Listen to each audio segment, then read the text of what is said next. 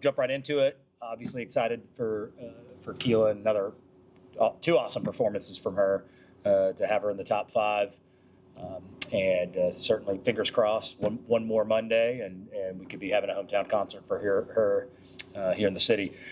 Unfortunately, we do have a call with their production team at 11:30. I don't mean to make it sound like that's the last call. I've probably had 30 phone calls with the producers over the weekend. So lots of different moving parts. But we're having kind of a catch-all meeting a little bit later today. So I preface that by saying there's not a whole lot of detail additional to give you guys yet. Things seem to change a little bit by the day. I think that's kind of part of it. But what I can tell you is it will more than likely either be at Hunter Amphitheater behind the Wahoos. And there has been some conversation in the last 24 hours about the producers wanting to move it to the beach. And that they've had a conversation with SRA, the concert itself, sorry. So parade, things like that, that's still up in the air, more than likely to be in the city. But we'll help any way that we can, whichever direction that we go. So more to come on that. But what has not changed is it still will be May 6th for sure, the afternoon parade and evening concert. None of that has changed. But we're just trying to kind of work through all the details, and certainly want to thank our staff, our police and fire so far. Have done police, fire, Parks and Rec, Beach Davis with events, the Wahoos. There's been so many people involved in even getting us to not really a decision point yet, but to get us at least prepared and ready to go. So that we will obviously have answers for you guys on that, clear answers for you sometime this week. It'll be well before I'm at this podium next. So certainly be on the lookout for that, and we'd appreciate you guys cascading all of that information once it's all finalized. The work in the right-of-way, that has become a recurring issue, too recurring for our tastes. And if you recall, when we have too many recurring things happen with agencies outside of the city's control, we like to try to take another step.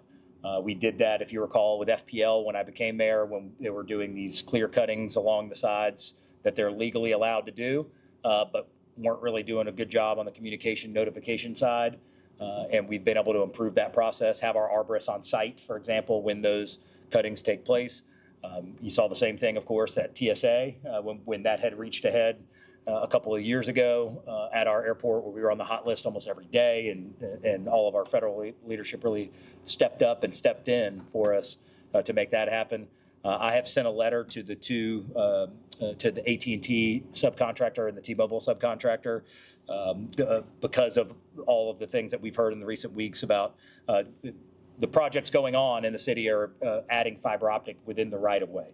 But we've had multiple complaints about the conditions that they're leaving behind. They do have obligations to replace it as it is. But as you can imagine, the city government gets a little bit stuck in the middle, a la FPL, a la TSA. We get stuck in the middle. Understandably, our citizens call and say, well, we see an issue in the yard. Mayor, what are you doing? City, what are you doing? They have a legal right to go do that work. They have a legal right in the right of way, but we aren't going to sit idly by and say that isn't our purview. So we've sent a letter. I have sent a letter to them directly outlining some of those recurring issues that we're seeing with irrigation, popping irrigation lines, sod and landscaping, water and sewer infrastructure. I've handled many of these, or at least gotten them to the right place personally from people that I know in the city that say, I have an issue with my sewer line now is backed up because something happened, please help me. So we've been doing that on the weekends, and I just want to make clear and tangible to them that we aren't going to continue to accept this idea that it becomes our problem to be handle their customer service department, that we are not their customer service department. We expect good customer service for our city residents. And so we'll get you a copy of that letter that we sent. And in that letter is the direct phone numbers and contact information for the points of contact for both T-Mobile and AT&T locally, because that is one of the frustrations. I think some citizens can understand, hey, things happen, damage happens on a project like this, but without the lack of clarity of who to get a hold of, it becomes a real issue, because then what do? You call the city, you call 311, and unfortunately that's not something we're directly involved in. So bottom line is we've sent that letter. I will say AT&T of the two has been specifically responsive. That Eddie and his team, when they're asked to be made available, they are available. I have not heard as much from the Lumos folks, but certainly looking forward to, and if there's any way that we can be helpful to them, we will. The timeline for the Fricker Center project, a little more detail for you guys on that. The senior programming will move to Bayview Senior Center beginning May 18th. The Parks and Rec after-school programming will end on May 22nd. The summer campers there can attend camp at either Cobb or Woodland Heights, according to Tanya, our Parks and Rec director, and that the park staff has reached out directly to Fricker families about the shift in summer camp. So all of those families should be aware. The staff at Fricker Center will be relocated to other centers starting May 26th. And then the interior work will begin shortly after the center staff are relocated and should wrap up around June 7th. So still around that rough timeline, end of May closure, and we'll reopen in late spring, early summer of 2027. There is a project website like we like to do. We like to make it available for folks. It's fcrenovation.com. That's specific. So Fricker Center Renovation, fcrenovation.com, to give you information or residence information on the project as that starts to gear up. You'll start to see work over here to our west on the Ellison Project, on the other half of the Main Street, the ECUA, the old ECUA site. Flournoy, the company, is starting the Ellison Project. They started mobilization yesterday to commence work, and the city's met on site, making sure we're clear on expectations as well as establishing a plan to ensure that city representatives are on site to perform the necessary inspections. The construction fencing will surround the property and be placed at the back of the curb on both Government and DeVillers. No lane shifts or road closures are to commence within the next 2 months. The city and the contractor understand it's a proactive communication process, and erosion control, dust control, environmental protection measures will of course be a paramount concern in that area, and the contractor will be in compliance with FDEP and city requirements. All trucking routes will be blessed by the city and proactively communicated out to all stakeholders, and there's no proposed driveway connection to Main Street. I know that was a question that we got on the previous one. So if you have any technical questions, obviously I may not have every answer at the podium for you, but we can get those answers for you. So again, that's private property. To eliminate the confusion from last time, this is private investment happening on private property. We have no other role in this. This was not city property before. This was not, and so when I get the inevitable questions of, well, why is the city doing this or that or building these types of, this is a private property transaction with a private contractor. No subsidy was provided, no tax break was provided. This is just your standard commercial development happening on private property. So we do have a role in it, as we just outlined, to make sure that all of the rules are followed and the expectations are set. But that is the limitation of our involvement in this project. The airport, interesting, had the busiest day of 2026 was actually Sunday, April 26th, and it was our third busiest day since 2019. So interesting, 7,259 enplanements, which translates to just north of 14,000 passengers. And about 39% of those passengers were using TSA PreCheck. And the busiest 3-hour time saw 1,958 security screenings with a standard wait time of 9 minutes. So the maximum wait time throughout the third busiest day in the last 7 years, the maximum wait time the entire time is 23 minutes. So that's a huge testament to our partners at TSA and that renewed relationship that I mentioned earlier that has really been very, very solid, very strong ever since we ran into that issue. So Monday was projected to have 6,295 passengers processed, and it didn't seem to be. Of course, the natural question is what happened on Sunday. We can't really tie it to Hangout Fest or spring break or anything like that. I think, which I think really is a symbol of the health of the airport. Is the third busiest day in the last 7 years was just a Sunday when the weather's nice here in Pensacola. So glad to see that. The North Hill Mayor's Cleanup was this past weekend. We collected 37 5-gallon buckets of paint, 105 1-gallon cans, 227 tires, and 35.4 tons of construction and demolition debris. So the update on yard waste, I gave an update with the fresh information I had as of Thursday at council. I'll give you the most fresh update we have. Certainly, we appreciate everybody's patience with yard waste. This is obviously the busiest time of year by far for yard waste. We've had an exceptionally high volume. I do want to say we are not sitting on our hands. We have brought in a temporary crew that has been hired through a temp agency that's operating an extra rear loader that we have. So this is a truck that would not even normally be on the road that we've deployed out to be able to catch up as best we can. Obviously the same challenges that departments like sanitation always have is trying to recruit and retain people. But we are doing everything that we can. We're about 7 working days behind now. That is where we are. I think we'd said 6 working days on Thursday. And so obviously we're in the hiring process for additional drivers. And also a reminder for the residents that professional landscaping contractors, tree trimmers are required to haul off their debris and not leave it curbside. That's also true for construction debris and debris from home remodel and renovation projects. So that is where we are as of now. And if I can answer any additional questions on that you may have, I will. And the next cleanup is May 23rd in the East Hill and surrounding areas. Lastly, one quick reminder that, again, May 4th is the countdown for the drop-off relocation of Summit.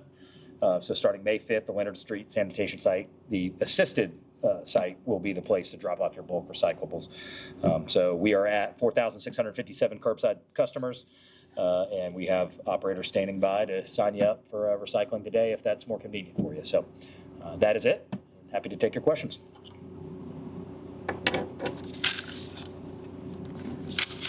With the switch for the Summit Boulevard location, why is it going to be so much cheaper to operate at the new site? Well, first and foremost, the amount, the cost is in a couple of different places. One is because it's an unassisted drop-off, because it's unmonitored. We are having to pick it up so frequently, and there's a significant cost to that, right? That is, we just talked about in the previous topic.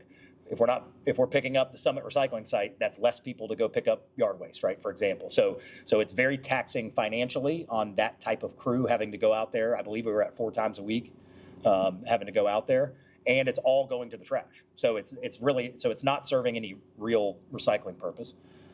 And we're having to, because if not, we'll hear very quickly, understandably, from our residents if it's full. So it's a recurring problem that we're cornered into, right? It becomes full. We get a lot of phone calls when it's full, but it's full of trash. And so we got to send somebody out there, or we'll be leaving it full there for days and days, and then it'll start to pile up outside of the can. So I would say the number one increased cost is this inconsistent yet consistent, I guess, labor having to go out there and grab all that trash. Second is at the current site that it's moving to, we already have the infrastructure. We already have people there. It's at our transfer station. So we can easily monitor that. And people will point out, well, what about the camera? Well, I can tell you, I don't know that I've ever gotten an update from the camera at Summit. I don't know where that is on our public safety scorecard, but it's pretty low, I'm guessing.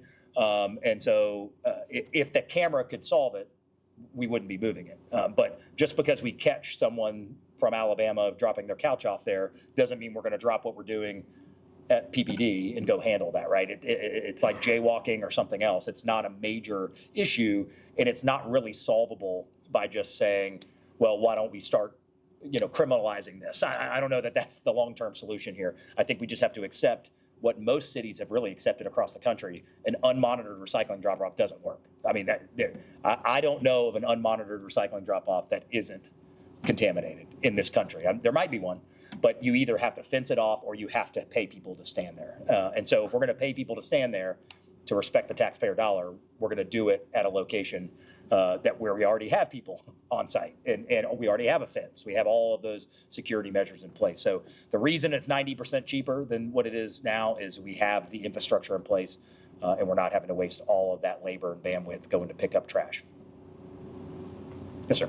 Mayor, on the American Idol festivities, should we come to that? Who's picking up the tab?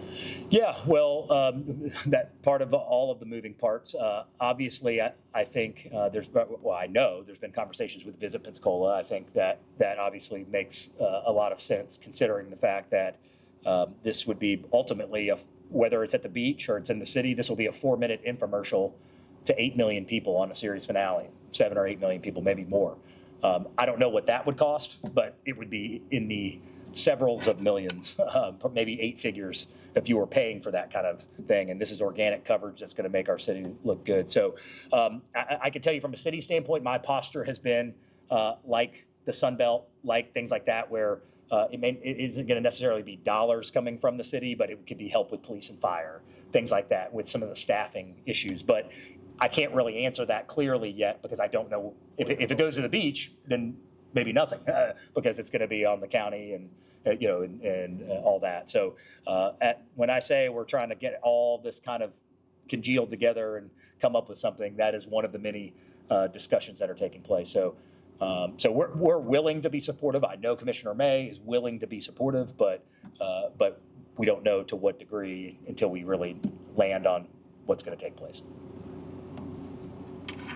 Just to look at the flip side. Yeah. Keyla isn't to make it to the finals if the city's still planning to honor her in some way. Yeah, absolutely. And it's interesting. One hand I know some folks have already set up a show July 25th at the Sanger, which is great.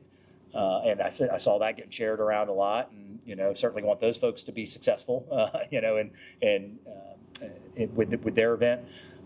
My hunch right now, and this is just speaking for me, I've not spoken to any of the other parties, but I certainly would want to do something to if she only makes top 5, but I really believe she'll make top 3. But if she only makes top 5. It's still 220. I think it was 224,000 auditions, and you're one of the 5 best people on the show. That's an incredible feat. So the answer is yes. We will figure out some way to honor her. I don't know that we would do it on Wednesday, May 6th. I think that is going to be television driven. That we would be doing it this quickly. The smoke coming out of my phone will tell you that this is driven solely by the huge benefit it would be both for Keyla and for this community to have a spotlight on us like that on this platform. I can't even think of another scenario where we would have this many people talking about Pensacola, Florida, and seeing images from Pensacola, Florida for this amount of time. And maybe it's happened at some point. I don't think we've hosted a Super Bowl or anything that I recall, but it would obviously be a great opportunity for her and a great opportunity for us. So it's worth the smoke coming through the phone to pull this thing off, and we're going to give it everything we got, anything we need to do at the city. But if it does not happen, I would say yes, we will do something TBD on exactly what that looks like. Mayor, with the second project starting at ECUA, how comfortable you are that we have the right infrastructure to handle these meeting residents? It's a nice problem to have. Yeah. I know that's what you were going to tell me.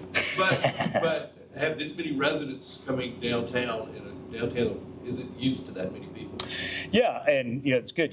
Sounds like you've been in here for 3.5 years. You took the words right out of my mouth. Man, what an amazing problem to have. We've got all these people wanting to live and enjoy our downtown. But no, of course we consider those things. From a stormwater standpoint, one misperception is the calculations and everything required by these private developments, any private development, is not something that is set uniquely at the city. That there are state regulations around that, how much stormwater capacity you have to provide.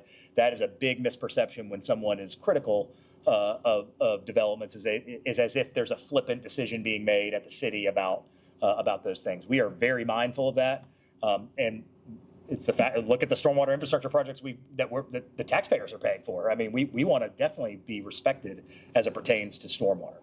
In terms of traffic flow and all of that, again, that is another discussion that we have in terms of what roads have capacity, what infrastructure needs to come in, does a turn lane need to go in, all of that. I can say uniquely to these 2 projects, one great benefit is that Government Street has significant capacity as it sits now. So people might look at it as, because they only see it from Main Street, and they say, well, what would happen, if there's all these folks coming in? We do have capacity in and around those sites. So our team analyzes that. Our city engineers analyze that to make sure that we're mindful. Our goal is always that if we feel like something that's going to go in is going to require some public infrastructure, depending on the severity of that, that we bring them to the table.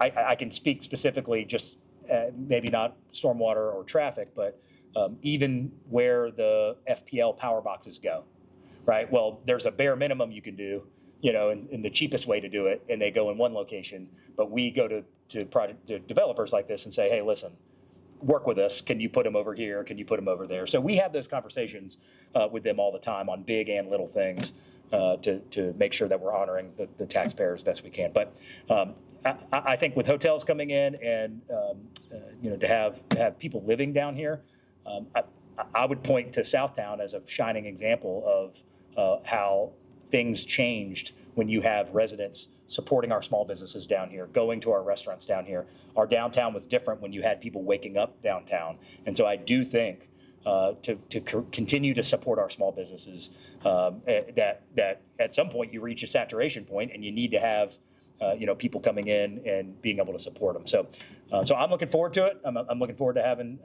folks downtown, and but we are absolutely mindful of those things, and we stay on top of them as best we can. I'm certain you're familiar with the wildfire last week. Do you have any thoughts on whether the Bluffs should be burned or thinned out to help prevent wildfires? I don't have any thoughts on that. I would certainly defer to the experts in the field, and they haven't approached us directly. They may have, in light of this.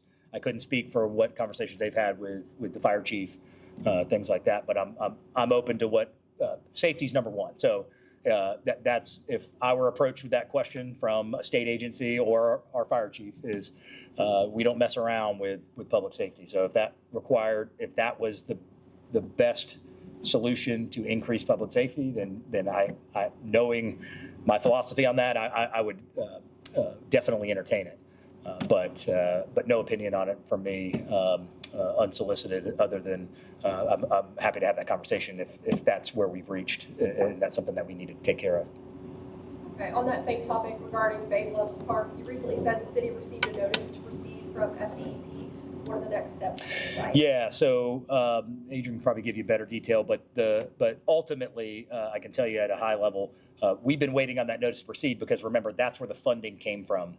So since it's been a long process, people may forget that. Why have we been waiting this long? Well, we've been waiting on this notice to proceed from DEP, who are the grantors of the $2 million that we received. So not a lot to work on at Bay Bluffs Park until the funding agency gives us the green light. And so we've been working diligently on that.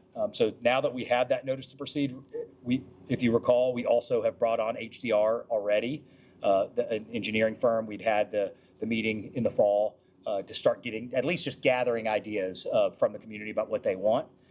So what will happen is now that we have notice to proceed, we will ramp that back up and enhance that conversation with HDR. And we will come back to the public as soon as reasonable. Again, I'm thinking maybe late spring timeframe. We'll come back to the public with something a little more concrete. Remember, the first meeting was really more brainstorm, like, hey, what do you want to see here? We wanted that, and so HDR was there.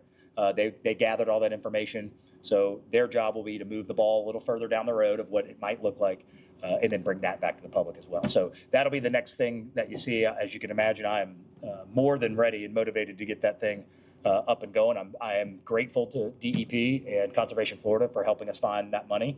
If we didn't have that, we'd be making difficult decisions right now. So for example, we spent about $2 million at Cobb Center, or we would have lost Cobb Center. So so $2 million is not easy to find within a city budget, even with LOST for projects. It is a pretty big number when it's not grant funded. So the fact that we got it grant funded is certainly I'm pleased about and appreciate their partnership in. So we're looking forward to getting going, and that'll probably be our next interaction. Mayor, if the Birdon project comes to fruition, Mm-hmm. it gets funded, how much capacity remains at the port for these, not cargo operations, but these manufacturing type of work? Is there a lot of capacity remaining? Listen, I think that what you're talking about with Birdon is the northeastern 16 acres, right? So that's a pretty big swath. Yeah, we eventually you'd be able to phase in there, but not to start. But we have Army Corps, conversations about eliminating that as a dredge spoil site so it can be developed. But I can tell you, most of our future conversations in this building circle around inland port. and to answer your question is, and I don't mean that we'd be at capacity. There'd be some opportunity for businesses to come in, but clearly there wouldn't be opportunity on site for another Birdon size project unless you were repurposing existing buildings, things like that. So we're going to keep pushing the philosophy that we've made a lot of traction on, which is what's the highest and best use of each of the parcels. And we think there's lots of opportunity for growth on port if we have an inland port and we can move some of those functions that don't necessarily need to happen on the water. So when we talk about highest and best, what we're saying is whether it's a shipbuilder, whether it's American Magic, whether it's CEMEX, whoever it is that needs access to the water is one thing. And then things like GE, where you may not need access to the water as intensely as you're using it right now, where it could easily be a few miles away, then we would move that to free up some of that property. So there's absolutely still growth opportunity at post Birdon, but I think we have to start getting more creative about how we use our space and what the highest best use of that space is.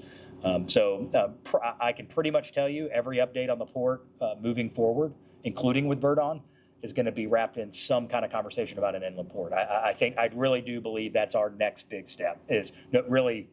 Even if no one else calls after Birdon, I think there's absolutely it's valid, it's viable. I think it would be a great investment for us, and actually would just really help the future of the port grow even faster than it is right now. The police chief announced a crime dashboard. Mm-hmm. Also on that initiative. Yeah. So if you guys know me well enough, I love any type of transparent data that we can provide to our residents. So I'm all on board with that. I appreciate. We've been working for too long, frankly, on a data dashboard here at the city, and so I was excited when Chief Winstrom got here. I was excited for him to take a look at the progress that we've made and give his tweets and thoughts, which he did.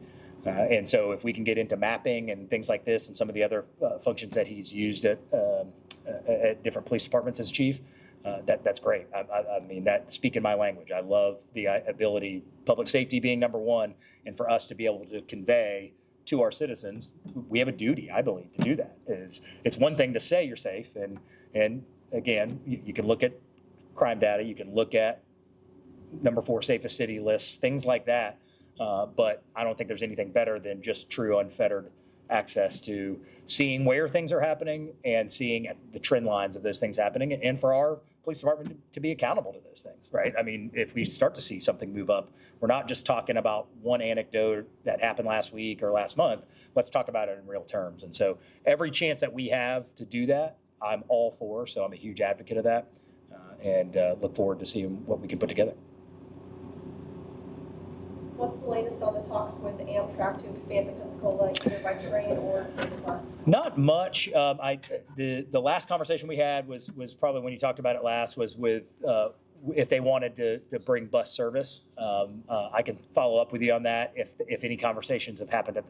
No conversations with me lately. If there's any happen at the staff level, we can dig that up and follow up with you. But we remain open to the bus service opportunity. We remain open long term to, as I've said since I've been here.